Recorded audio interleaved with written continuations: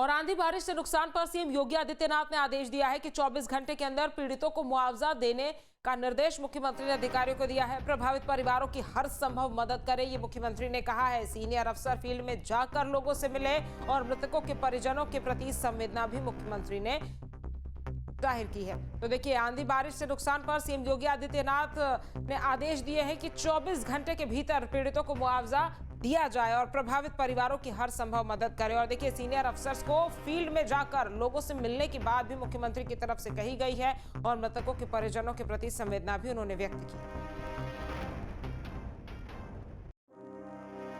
और आलोक हमारे संवाददाता ज्यादा जानकारी के साथ जुड़ गए हैं। आलोक, आंधी बारिश से काफी नुकसान हुआ है, कई जगहों पर हमने देखा अभी हमीरपुर में पुल तक गिर गया, निर्माणाधीन पुल गिर गया और हमने एक और खबर देखी जहां पर पेड़ गिर गया और इसी के चलते मुख्यमंत्री योगी आदित्यनाथ ने अधिकारियों को निर्देश दिए हैं।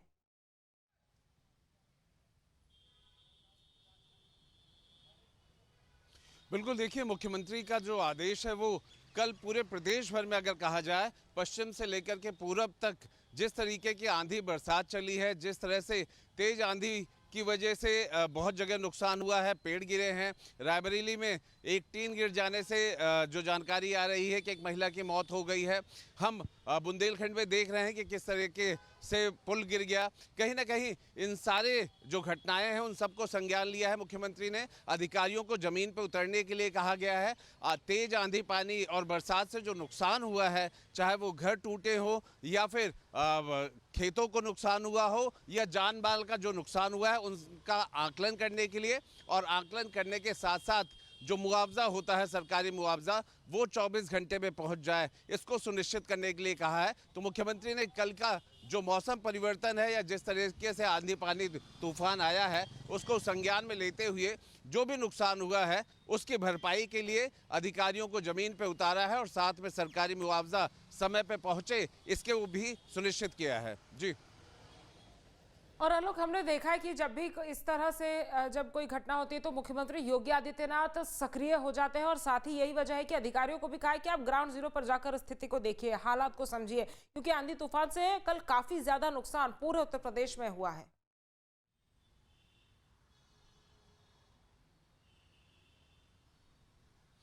बिल्कुल, देखिए, पूर्वी उत्तर प्रदेश सबसे ज़्यादा प्रभावित रहा। थोड़ा सा अगर हम राजधानी लखनऊ की तस्वीरों को देखें तो सबसे बड़ी बात है, पिछले 15 दिन को अगर हम लेकर के बात करें, जहां पर प्रशासन, क्योंकि प्रशासन तैयारी कर रहा था, तेज धूप की और गर्मी हो सकती है, लू हो सकती है। हम आपको ये चौराहा दिखा रहे हैं, ये राजभवन का चौराहा है और सामने देखिए कि शेड लगाया गया है, ग्रीन शेड लगाया गया है, जहां पर चौराहों पे गाड़ी रुकती है। तो आप सोचिए, प्रशासन गर्मी से बचने का, लू से बचने का तरीका ढूंढ रहा था, लेकिन कल मौसम ने पलटी मारी और जिस तरीके से तेज आंधी, हवा, पानी चला है, जिस तरह से बरसात हुई है, ये बिल्कुल भी अनुमान नहीं था कि इतनी तेज आंधी बरसात होगी और इतना नुकसान होने की अनुमान लगाया जा रहा है। जानमाल जाने की कुछ घटनाएं आ रही हैं। तो जो राहत कार्यालय है वो रात भर से ही इन सारी खबरों को संग्रहित कर रहा है। जो जानकारियां आ रही हैं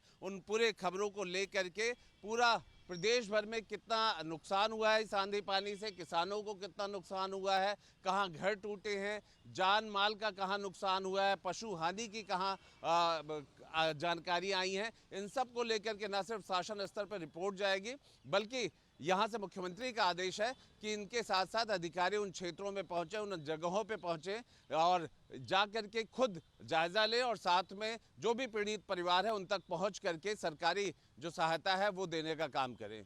जी ठीक है आलोक, तमाम जानकारी हम तक पहुंचाने के लिए आपका बहुत बहुत धन्यवाद। आपके मोबाइल पर तुरंत आएगी ब्रेकिंग न्यूज, स्क्रीन पर सबसे पहले दिखेगी बड़ी खबर, देश दुनिया की हर खबर एक जगह। अब आपके मोबाइल पर तुरंत फटाफट इंस्टॉल कीजिए न्यूज नेशन ऐप और रखिए खुद को अपडेट।